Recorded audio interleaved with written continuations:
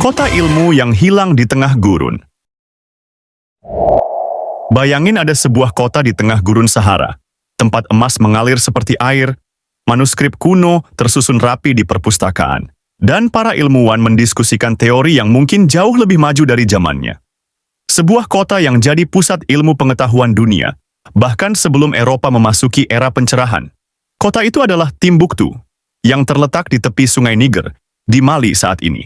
Kota ini berdiri di persimpangan jalur perdagangan emas dan garam, yang menghubungkan Afrika Utara dengan dunia Islam dan Eropa.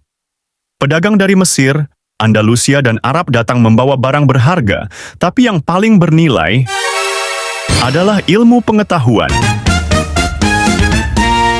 Di abad ke-14 hingga ke-16, Timbuktu lebih berharga dari emas.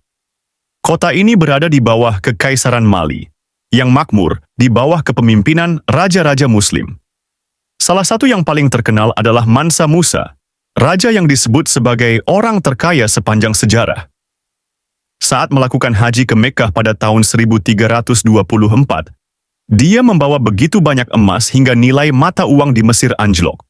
Tapi bukan cuma kekayaannya yang luar biasa, dalam perjalanan pulang, dia mengundang para ulama, arsitek, dan ilmuwan dari dunia Islam untuk datang ke Timbuktu.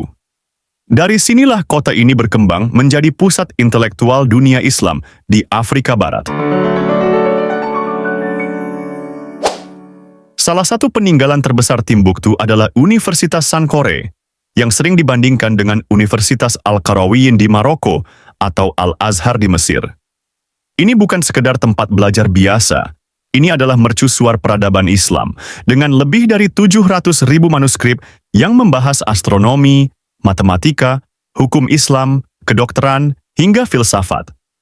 Ulama besar seperti Ahmad Baba, seorang cendekiawan Muslim dari Timbuktu, menulis ratusan buku yang menjadi rujukan bagi dunia Islam.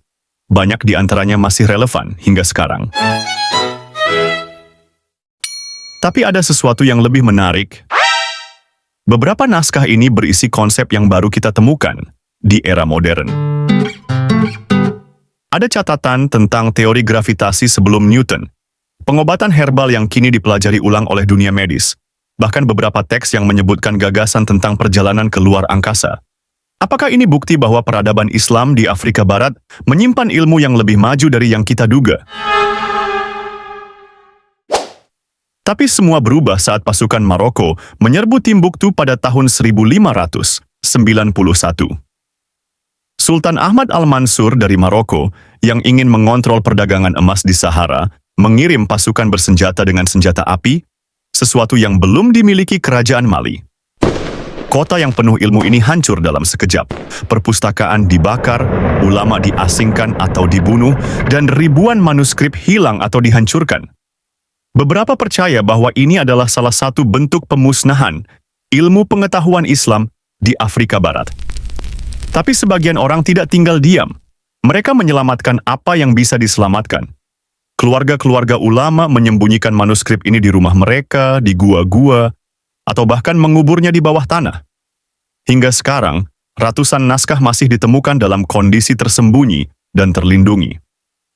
Beberapa mulai dipelajari kembali, tapi ribuan lainnya masih belum ditemukan. Sekarang, Timbuktu bukan lagi mercusuar ilmu seperti dulu. Kota ini perlahan ditelan pasir Sahara, dan manuskrip-manuskrip yang tersisa mulai hancur dimakan usia. Tapi meskipun bangunannya memudar, pengaruhnya masih terasa. Banyak konsep dalam dunia Islam, seperti matematika, astronomi, dan kedokteran, memiliki akar dalam manuskrip yang berasal dari sini. Namun, ada sebuah teori yang lebih menarik. Beberapa orang percaya bahwa perpustakaan rahasia Timbuktu masih ada, tersembunyi di bawah pasir atau dalam tangan keluarga keturunan ulama yang masih menyimpan warisan intelektual ini. Timbuktu, kota yang pernah menjadi mercusuar ilmu Islam, kini hanyalah bayangan kejayaannya. Tapi pertanyaannya, apakah kita benar-benar telah kehilangan semua ilmunya? Atau mungkin, di bawah pasir Sahara, masih ada rahasia peradaban Islam yang menunggu untuk ditemukan? Gimana menurut kamu?